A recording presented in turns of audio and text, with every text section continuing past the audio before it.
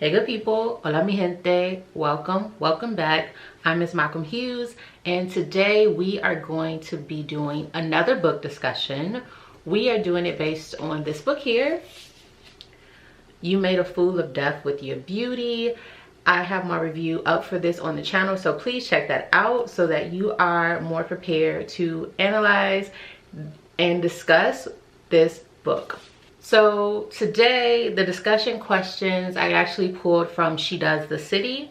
They are more introspective and personal, so I'm excited to get into how this book has made me reflect on my own life and hear about how the book impacted you all as well. So drop that in the comment section below. That's my big question. What impact did this book have on you? Here's our first question. Akwaeke Emezi exquisite novel explores how we find new life after a traumatic experience and how we move from a state of depression to a place of hope. How did this resonate with you? Have you ever experienced a major shift in your life similar to Faye? So we'll do one question at a time. How did this book resonate with me, especially about death? So I've said it on this channel a few times. I've lost a number of people in my family, some that have deeply impacted me to this day, some that I'm still learning to live without. And so for me, that really resonated with me, the idea of still being alive beyond a point that you were certain would kill you because of the heft and the pain of it all. Creating a new life, exploring new possibilities and new loves outside of that person not being here. Oh, it hit me to the core. I felt it deeply, really resonated with that. The thing I said that I really appreciated about this book is that I believed the pain, I believed the anger, I believed the confusion, I believed the void that these characters experienced. It was very relatable, and which is why, even though this book is controversial, some folks feel strongly about the plot, others feel strongly about the categorization as romance, and whether it is makes me know never mind.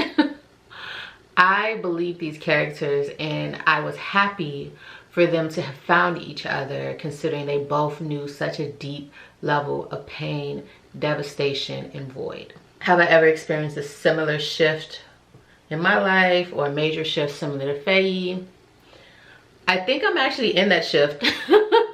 I think I'm actually in that shift finally. I think I'm in that place where I'm really beginning to conceptualize and embrace, right, the other side of my life that doesn't include them, and not being solely stuck in the pain of not having them to the point that I couldn't move on and couldn't find enjoyment and wasn't able to live the life that I fully desired because so much of me was stuck in the moment that they were taken away from me. So yeah. Question 2. In You Made a Fool of Death with Your Beauty, Faye is an artist, and her art featured in the story deals with the trauma she has lived through.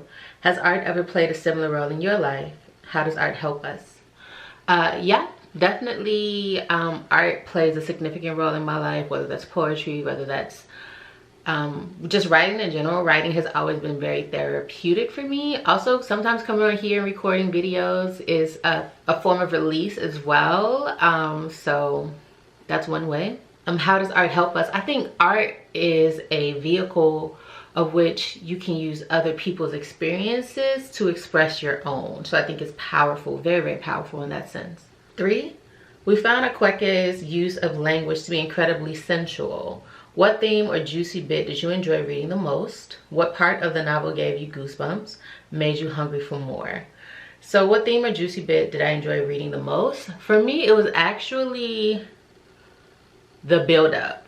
So the fact of them discussing their feelings but knowing that they couldn't do anything about it, and them eventually giving into the power of it. That for me was very, I felt it. So that was very impactful in that way. What part of the novel gave me goosebumps? The end. Honestly, I think I told you all. I was reading the last line of the last page of the book, and I was just thinking, I was like, oh my, this would be a perfect ending. And then I turned the page and it was the ending of the book, and I cried because it was just divine. So for me, it was that moment for sure. made me hungry for more. Just the characters, right? The idea of finding love after devastation and the concept of time and still having time, especially in juxtaposition to those who don't, those who meant so much to you but are no longer here, and you still having time and taking advantage of that time and not feeling guilty about it. 4, we love that this book takes place in both New York and the Caribbean. Have you ever read anything similar? What did you enjoy about having a story set in both of these very different locations? Something similar, I think, is actually two works, I would say. One is Difficult Women by Roxane Gay. Funny, they're both short story series. Difficult Women by Roxane Gay. Especially the story about the twins. Read the book. I have a book review up. Check it out. Read the book. The other one would be The Secret Lives of Church Ladies. Deisha Philyaw, that book of short stories. This one would be, the story is titled How to Make Love to, or How to Love an Astrophysicist, or How to Make Love to an Astrophysicist, something along those lines.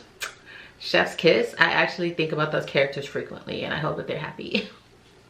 And I did enjoy having it set in both locations. I enjoyed New York, I enjoyed the Caribbean, I enjoyed the fact that she didn't name the specific island, and I enjoyed the possibility of them returning to New York. I actually would love a second book where we get to explore what happens next. I don't know if we'll get one.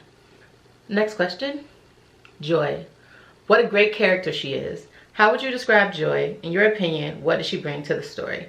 So I said in my review, I think Joy is hilarious, but I think Joy adds more than that.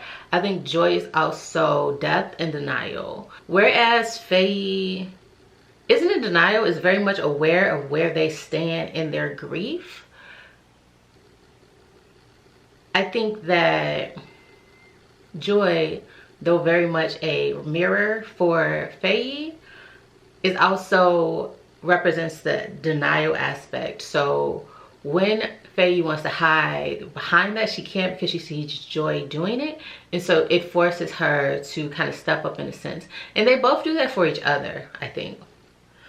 That's what I thought she brought to the story. I thought she was a great character. In addition to being like the comedic relief and sometimes Faye's conscience, I think that she added a different perspective as well. Next question.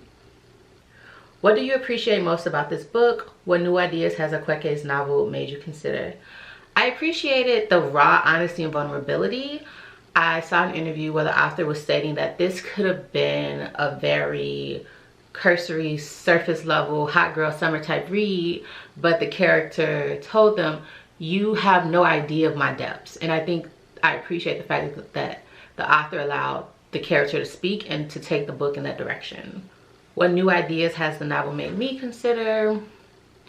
I think, you know, life can sometimes be messy and you just gotta lean in and accept that. And I appreciated that, and it made me think about that in my own writing, right? I know that life can be messy, but there's a way to write it where it's still beautiful, and I appreciate that. Next question. The title of this book has really stuck with us. What do you think Akwaeke is trying to say with this title? What was your reaction when you first noticed the cover? So you made a fool of death with your beauty. I think it's layered, right? I think it's a story about death. It's a story about beauty. It's a story about finding death after beauty. It's a story about going beyond the limit and doing what some view as prohibited or even disgraceful, right? Or foolish, right? So I think all of that together of you made a fool of death with your beauty, I think it plays on all of that. I love the title of this book. The cover was striking when I first saw it. So those were my thoughts. The title alone makes you want to read. It's like, what's that about? Final question. Lastly, do we ever really recover from the death of a loved one? What do you think Akwaeke was trying to say about this subject? So do we ever really recover from the death of a loved one? I don't think that we do. Hasn't been my experience that we do. I think we learn to live with the void, right? We learn to live with the space that has been left empty. We learn to live with part of ourselves outside of our body in a place that we can't touch, right?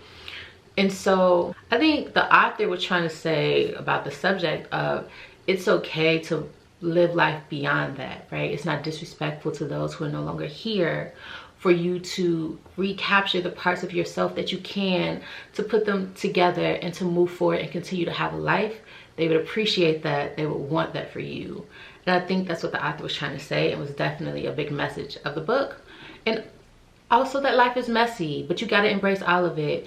And you cannot get stuck in the moments that are devastating. And you cannot cheat yourself and cause yourself to miss out on the moments that could bring you so much joy. So that's what I got from it. What did you all get from it? Let me know in the comments down below. As always, I am MsMalcolmHughes, one who believes that books are sometimes better than people. And until the next one, please remember to give time, to be kind to each other, and to have the best day of your life on purpose. Peace, odabo, adios, ciao.